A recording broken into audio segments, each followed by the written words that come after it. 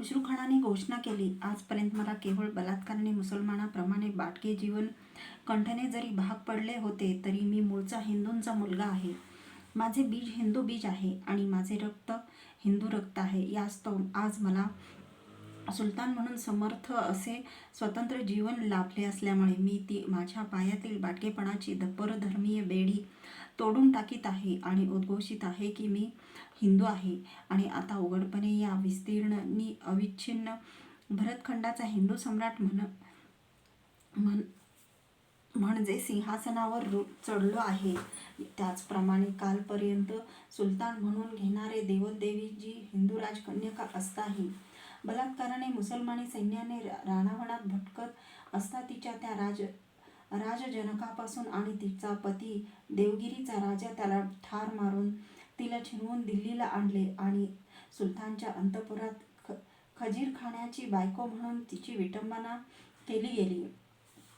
पुढे तो सुलतान कालच्या राजक्रांतीत ठार मारला गेला. त्या मुबारकनेही जिच्याशी बळाने लग्न लावून एक बाडगी सुलताना म्हणून राबवली, ती आजची माझी सम्राज्ञी जन्माने बीजाने आणि रक्ताने मूळची राजकुलीन हिंदू वंशाचीच कन्या असल्यामुळे तीही यापुढे आपल्या बाडग्या मुसलमानीपणास धिक्कारून आजपासून आपले जीवन हिंदू धर्माप्रमाणेच व्यतीत करणार आहे. ही आमची दोघांची प्रतिज्ञा आमच्या विगत आणि बलात्कारजनित बाडगेपणाच्या पापाचे परिमार्जन करो. अशा आशयाच्या ह्या घोषणेचा तत्काल प्रतिवाद करणारा कोणीही बलवत्तर हिंदू तर काय पण मुसलमानही निघाला नाही.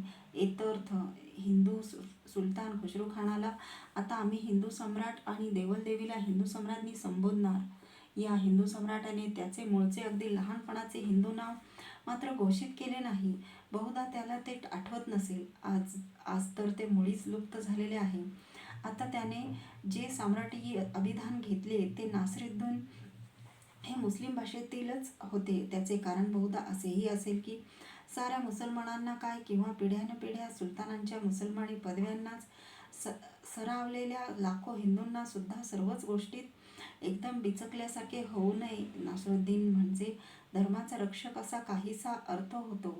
एतर्थ या हिंदू सम्राटाने त्या घोषणेतच इतके मात्र स्पष्ट केले होते की ज्या दीनाचा म्हणजे धर्माचा मी संरक्षक होत आहे, तो धर्म मुसलमानी धर्म नव्हे, अर्थात तो हिंदू धर्मच असला पाहिजे. यास्तव त्याचे नाव हिंदू धर्मरक्षक असे भाषांतरित तरी पुरे.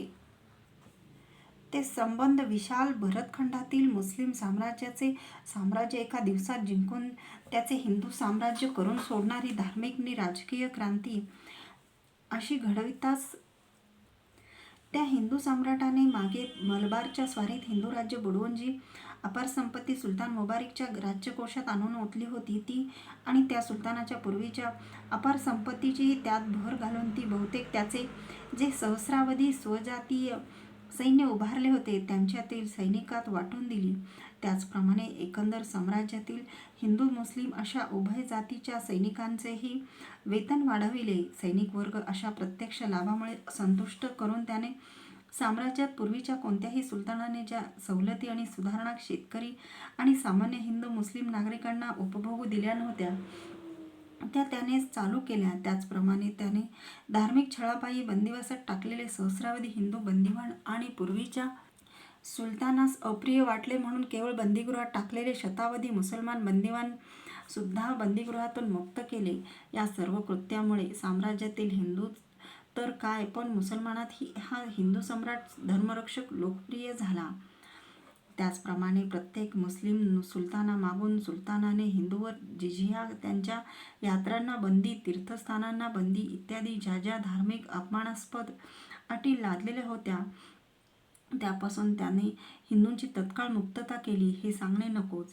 अर्थात यच्चयावत हिंदू जनतेत आपला कोणीतरी त्राताच अवतरला आहे अशी मुक्ततेची नि आनंदाची भावना उचंबळली. यात काय आश्चर्य.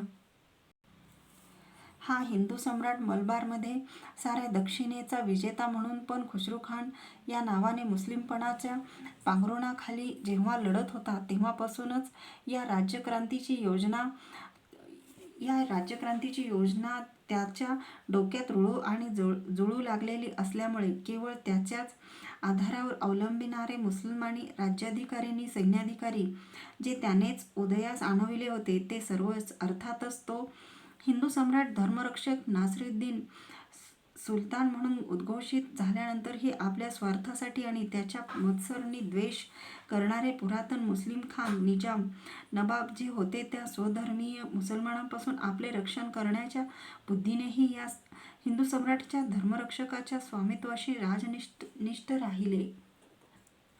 कारण अनेक हिंदू राज्यातून त्या हिंदू राजांचा सैन्यात किंवा सरदारक्यात एकनिष्ठ सेवा करण्याची सवय गेल्या 2-4 शतकांमध्ये राजकीय संमिश्रणामुळे मुसलमानांनाही लागलेली होती. हिंदू राजांची राजकीय सेवा ही अगदी पूर्वी मुसलमान हिंदुस्थानात आले तेव्हा जी इस्लामी धर्मबाह्य गोष्ट समजली जात असे ती या काळापर्यंत मुसलमानातून नष्ट झालेली होती आणि तीही मुसलमानी धर्मास धरूनच असू शकते अशी राजकीय समजूत मुसलमानात तरी दृढ होत आलेली होती. याची उदाहरणे या ग्रंथात पूर्वी येऊन गेलेली आहेत आणि पुढेही येतील. अर्थात हिंदू राजांच्या हाताखाली कितीही मोठा राजकीय अधिकार घेणे जरी मुसलमानी धर्मबाह्य नसले तरी अनेक कट्टर मौलाना मौलवी त्या कृत्यास अपधर्मीय आणि मुसलमानी राजसत्तेखाली ठेवलेल्या एखाद्या तुरुंगाप्रमाणे समजून मनात जळत असत. हिंदू तर अगदी पूर्वीपासून मुसलमानांच्या सैन्यात मुसलमानाच्या बाजूने लढण्याने हिंदू धर्म बुडतो असे मानितच नसत. केवळ मुसलमानांबरोबर खाणे पिणे केले किंवा मुसलमान स्त्रियांशी शरीरसंबंध ठेवले म्हणजे काय तो त्यांचा हिंदू धर्म बुडतो अशी त्यांची हिंदुत्वाची आत्मघातक व्याख्या असे. आपले हिंदुत्व घोषित करताच ह्या हिंदू सम्राटाने तेथेच विसावा घेतला नाही तर ते प्रत्यक्ष मुसलमानांच्या समक्ष निर्भयपणे कार्यवाहीत आणण्यास आरंभिले. सम्राटाच्या राजवाड्यातील म्हणजे दिल्लीच्या बादशहाचा दिवाण-ई-आम आणि दिवाण-ई-खास यांसारख्या मुस्लिम संस्कृतीच्या गाभाऱ्यातील पवित्र स्थानीही आता हिंदू मूर्तींची आणि हिंदू देवांची लगोलग स्थापना करण्यात आली. राजवाड्यातील सर्व पूजा अर्चा आणि सम्राटाचे धार्मिक विधी हिंदू धर्माप्रमाणेच होऊ लागले. कुराणातील आयते लुप्त होऊन हिंदूंचे मंत्रघोष नि भजने दुमदुमू लागली. स्वतः हिंदू सम्राटांनी त्या पूर्वीपासून हिंदूच राहिलेल्या नि राजवाड्यात पहारा देत असलेल्या शतावधी स्वजातीय सैनिकांच्या सशस्त्र पूतना त्या हिंदूंच्या नव्या देवमूर्तीचे पूजन आणि संरक्षण करीत होत्या. राजधानीतून तर हिंदू नागरिकांच्या आणि विशेषतः हिंदू सैनिकांच्या उत्साहाला पारावार नव्हता. पूर्वी एखादी हिंदू राजधानी जिंकताच ज्याप्रमाणे आक्रमक मुसलमान तेथल्या मंदिरातील मूर्ती फोडून टाकून त्यांच्या मशिदी बनवीत त्याचप्रमाणे आणि त्याच न्यायाने प्रत्याक्रमण करून ह्या प्रत्याक्रमक हिंदूंनी मशिदीतूनच नवीन देवमूर्ती स्थापित केल्या आणि मशिदीची मोठ्या समारंभाने मंदिरे बनवली आणि ती मंत्रघोषाने दुमदुमू जाऊ लागली.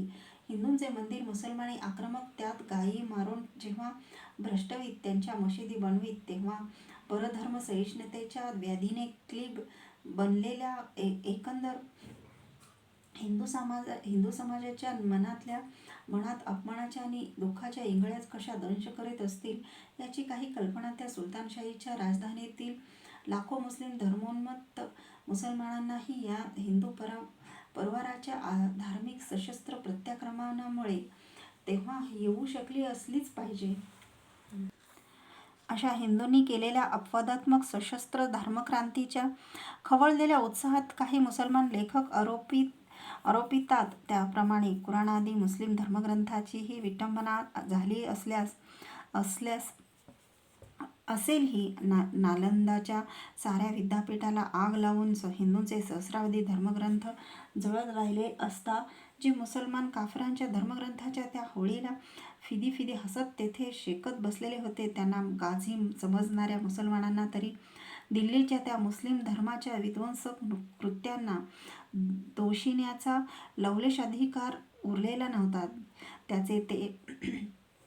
त्याचे जे हिंदू परिया अनुयायी होते त्यांची त्या हिंदू सम्राटाने पूर्वीच्या सुलतानाच्या तरुण पत्नी मुलीबाळी इत्यादी ज्या मुस्लिम स्त्रिया होत्या त्यांना त्यांच्या इच्छेने हिंदू करून त्यांच्याशी लग्ने लावून दिली.